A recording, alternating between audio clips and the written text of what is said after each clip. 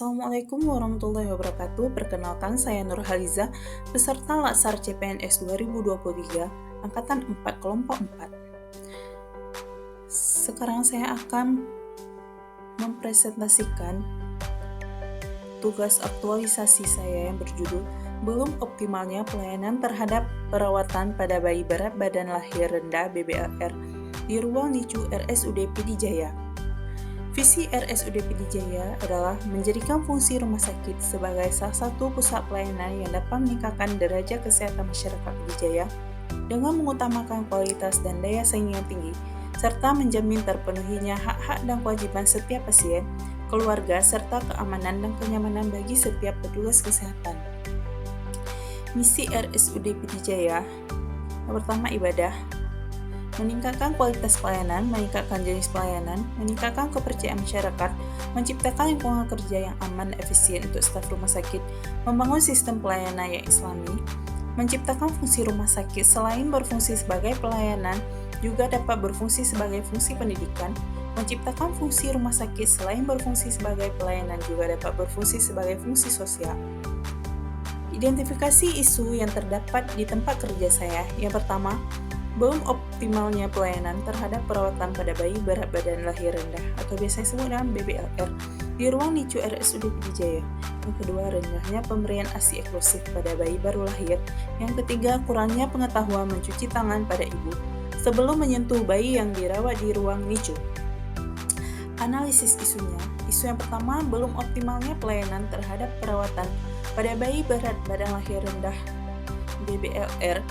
Kondisi yang terjadi saat ini adalah masih ada ibu yang takut untuk menggendong dan menyusui karena bayi terlalu kecil, panik ketika bayi belum menemukan puting payudara ibu. Dampak yang akan terjadi adalah risiko terjadinya hipotermia, sakit bahkan kematian bayi. Yang kedua, rendahnya pemberian ASI eksklusif pada bayi baru lahir. Kondisi yang terjadi saat ini adalah masih terdapat bayi yang mendapatkan susu formula. Dampak yang akan terjadi, bayi lebih beresiko terkena penyakit. Yang ketiga, kurangnya kepatuhan mencuci tangan pada ibu sebelum menyentuh bayi yang dirawat di ruang NICU. Kondisi saat ini masih ada ibu yang belum menjaga kebersihannya saat akan menyusui bayi. Ibu tidak mencuci tangan seperti apa yang telah diajarkan petugas di ruangan. Dampak yang akan terjadi, risiko penularan infeksi. Analisis isu dan penetapan core isu yang ini secara AKPK. Dan yang ini merupakan analisis isu dan penetapan core isu dengan menggunakan teknik USG. Berdasarkan teknik USG ini, identifikasi isu yang pertama mendapatkan skor sebanyak 12 dan isu yang kedua mendapatkan skor 11 serta isu ketiga mendapatkan skor 9.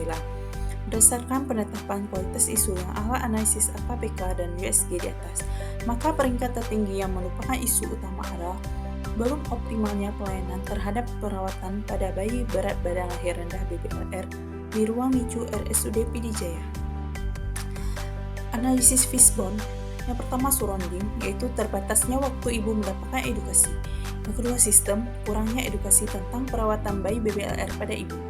Yang ketiga, skill, kurangnya pengetahuan dan pengalaman staf dalam perawatan bayi BBLR. Dan yang keempat, media informasi belum ada dan dapat menyebabkan belum optimalnya pelayanan terhadap perawatan pada bayi berat badan lahir rendah BBLR di ruang NICU. Dampak jika isu tersebut tidak diselesaikan. Yang pertama, ibu tidak mengetahui cara perawatan bayi BBLR. Yang kedua, risiko terjadinya hipotermia pada bayi. Yang ketiga, meningkatkan risiko bayi sakit. Yang keempat, risiko terjadinya kematian pada bayi. Dan yang kelima, meningkatnya rasa takut ibu untuk merawat bayi. Gagasan kreatif pemecah isu.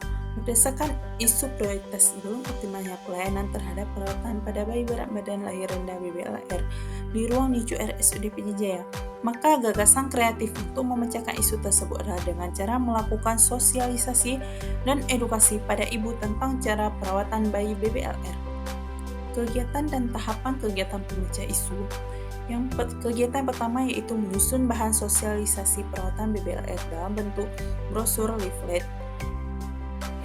Tahap kegiatannya berkonsultasi dengan mentor, mempersiapkan dan mempelajari bahan referensi perawatan BBLR, menyusun desain brosur, dan mencetak brosur. Kegiatan yang kedua, membuat video animasi sebagai media sosialisasi perawatan BBLR. Tahapan kegiatannya, menyusun dan membuat skrip video animasi, merancang video animasi, dan melakukan editing video. Kegiatan ketiga, melakukan sosialisasi kepada rekan kerja di ruang tentang materi edukasi perawatan bayi BBLR kepada ibu. Tahapan kegiatannya berkoordinasi dengan kepala ruangan tentang rencana kegiatan, mempersiapkan bahan sosialisasi dan mensosialisasikan materi edukasi kepada rekan kerja. Kegiatan keempat, memberikan edukasi dan konseling pada ibu tentang perawatan bayi BBLR. Tahapan kegiatannya mempersiapkan bahan edukasi, memberi edukasi perawatan bayi BBLR, mengajarkan ibu teknik laktasi dan KMC yaitu Kangaroo Mother Care atau teknik kangguru. Yang kelima, melakukan evaluasi pelaksanaan perawatan BBLR. Yang tahapan kegiatannya, yang pertama menyusun kuesioner evaluasi, yang kedua melakukan evaluasi, dan yang ketiga menyusun laporan hasil evaluasi.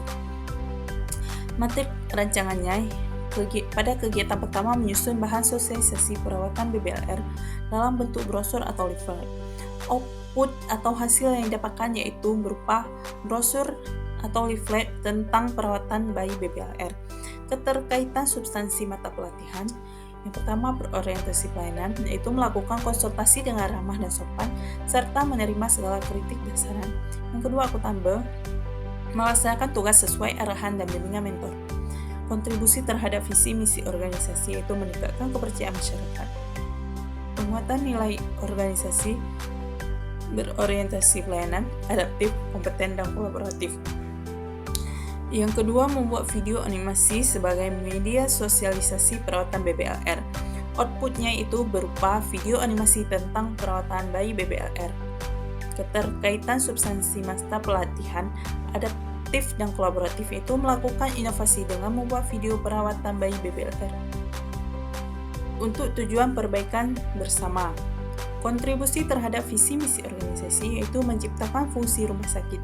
Selain berfungsi sebagai pelayanan juga dapat berfungsi sebagai fungsi pendidikan, serta penguatan nilai organisasi yaitu adaptif, berorientasi pelayanan.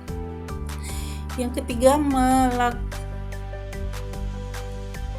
ketiga, melakukan sosialisasi kepada rekan kerja di ruangan tentang materi edukasi perawatan bayi BBLR kepada ibu. Tahapan output hasilnya itu staf mengerti dan bisa memberikan edukasi pada ibu. Keterkaitan substansi mata pelatihan yaitu kompeten, membagi ilmu dan pengetahuan melalui diskusi di tempat kerja, harmonis, bekerja sama dan membantu menjelaskan kepada teman yang belum terlalu paham tentang perawatan bayi BBLR. Dan kontribusi terhadap visi misi organisasi yaitu meningkatkan kualitas pelayanan dan penguatan nilai organisasi yaitu berorientasi pelayanan, kompeten, dan kolaboratif. Yang keempat, memberikan edukasi dan konseling pada ibu tentang perawatan bayi BBLR. Outputnya adalah ibu mengerti tentang perawatan bayi BBLR. Keterkaitan substansi mata pelatihan yaitu harmonis, membantu ibu dalam perawatan bayi BBLR, kompeten, melakukan yang terbaik dalam melaksanakan tugas. Kontribusi terhadap visi misi organisasi itu meningkatkan kepercayaan masyarakat, meningkatkan kualitas pelayanan. Dan penguatan nilai organisasi yaitu berorientasi pelayanan, harmonis, dan akuntabel. Yang kelima, melakukan evaluasi pelaksanaan perawatan BBLR. Outputnya, kuesioner evaluasi. Keterkaitan substansi mata pelatihan yaitu kolaboratif, melakukan kerjasama dengan staf lainnya, dan ibu bayi. Kontribusi terhadap visi misi organisasi itu meningkatkan kualitas pelayanan dan penguatan nilai organisasi yaitu adaptif, kolaboratif, akuntabel, dan kompeten. Inilah jadwal kegiatan aktualisasi. Yang pertama, menyusun bahan sosialisasi perawatan BBLR dalam bentuk brosur leaflet akan dimulai pada tanggal 28 sampai 31 Maret serta tanggal 3 sampai 6 April.